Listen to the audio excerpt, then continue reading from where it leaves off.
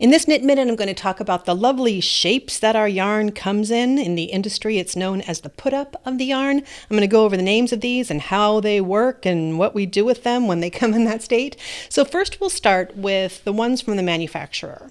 And this is a skein of yarn, sometimes called a skein of yarn, and it is wound at the manufacturer. You can actually pull it from the center if you like, or you can unwind it from the outside. That's up to you.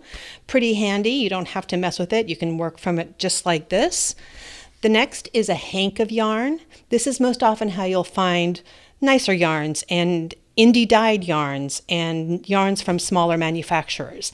It is essentially a giant loop of yarn. This actually looked neater before I unwound it myself and rewound it.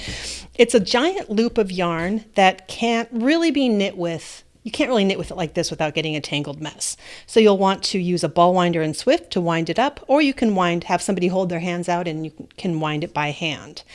And then the next one is that ball wound by hand. This is a ball of yarn, a hand-wound ball. Fully functional, great. It's kind of what we picture in our heads when we picture yarn. The only problem is if you're knitting from it, it's not in a basket, it will roll away.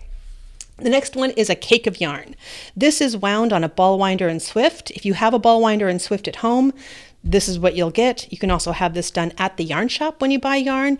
Usually you'll have a hank of yarn wound into a cake of yarn. These are also center pull if you like. That's how I knit from them, but you can wind from the outside if you like. I know people who unwind from the outside do that because they don't like it collapsing on itself while you're knitting with it. Either way is fine.